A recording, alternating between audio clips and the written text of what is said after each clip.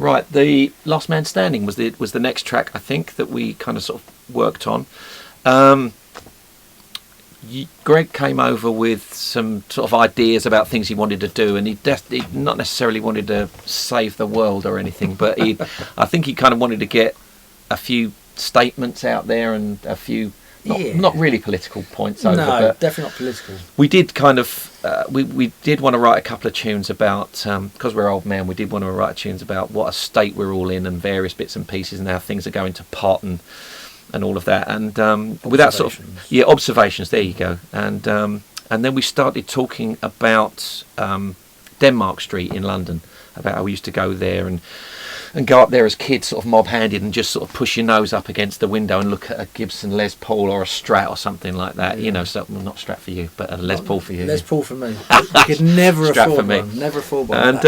And then we obviously started sort of saying about, oh yeah, well, you know, it's all going now, and for all of those people that don't live in London, London is being smashed about for a Crossrail link that goes through, and unfortunately one side of Denmark Street, which used to be called Tin Pan Alley because of all the publishing houses in there, and that used to be a lot of songwriting went down there, and they've kind of stolen the back half of nearly the whole row of the shops to do it. So we kind of wanted to write a song about them taking away a little bit of our history. Yeah, and the magic. It was a magical place to go to. And if you hear the lyrics, you know, there's a lyric about, you know, the palaces and all of that, and they were, without getting too cosmic about it, but they were kind of like little meccas, weren't they, for us?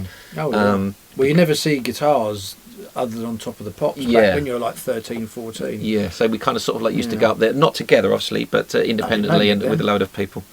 So we kind of wanted to write a song about that, and about so there's a thing in there about the wrecking ball knocking stuff down and stuff. So we had a bit of artistic license, really, didn't we? But rather than make it like a minor key song where it would be like a bit down and miserable, we wanted to make it still quite anthemic and jolly, because at the end of the day you can't be too dour about these kind of things, because people get depressed listening to it, and that's not what the Cats in Space is about. We wanted to, well, from my point of view, the whole essence of the song when it started was like a Slade type feel. I wanted a 70s Slade type thing where Jimmy Lee would play that plod piano, and I still love all that.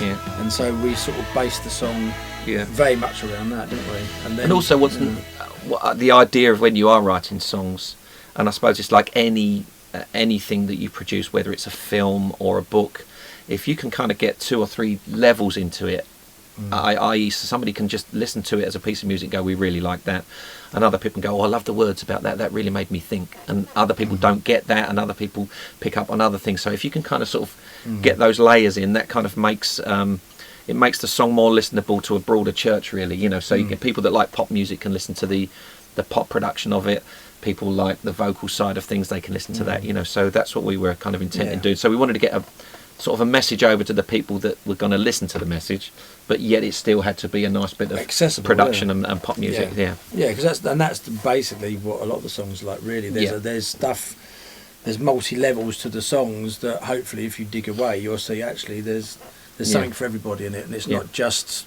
we don't write words just for the sake of it all meet as well, and that will do. That's a great pop lyric that's easy to digestible. You know, we didn't want it to be too disposable.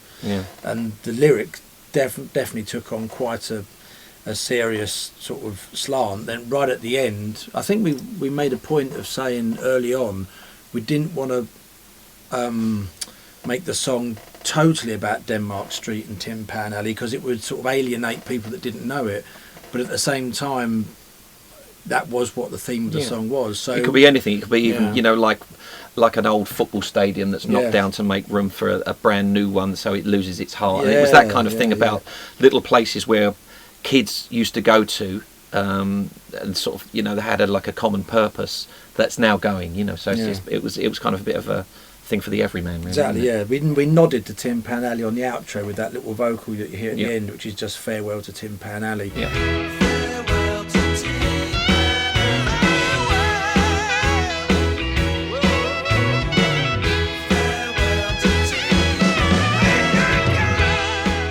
that was just to nail the fact that was exactly where. Yeah, well, that would be our common from. interest anyway, the music side of things. So it could be a football ground, or it could be a block of flats, or it could be anything. Yeah, and also, of course, as we was writing, we knew there was going to be another load of backing vocals.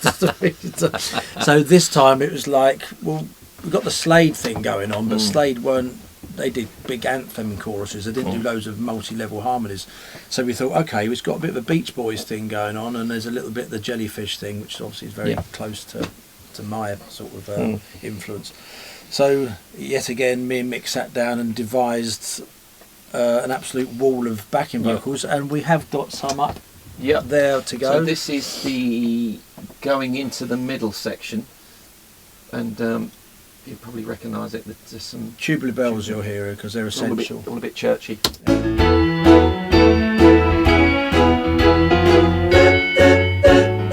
And I'll solo it. Footsteps fade away.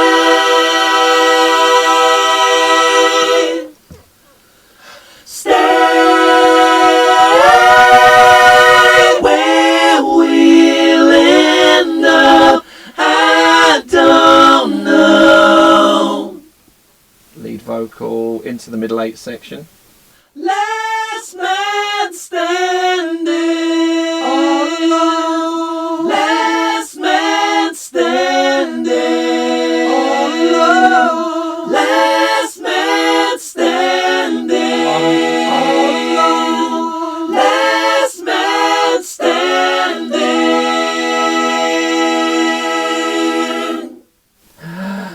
And relax. So yes, so you'll hear that mid-late. That was like the chant anthem football thing, if you like. But rather than just do it all mob-handed, we just layered up harmony after harmony after harmony, so it stepped each time. Yeah, and we wanted to make it kind of a bit quirky as well. So it's in 6/4. 6/4 time. So it kind of just feels like you listen to it, but it kind of sort of just it makes you sort of think about listening to it rather than it just sort of wandering all over you. So yet again, hundreds and hundreds of vocals. Yet another few, yeah. So that was basically what Last Man Standing was all about. And obviously, again, when Paul came in and put the lead vocal on with his big rock, sort of raspy voice, yet he toned it down a lot on this one, and it just blended with the backing vocals so well. It gave it that sort of other dimension, and the song became a lot more powerful than it started off as the demo.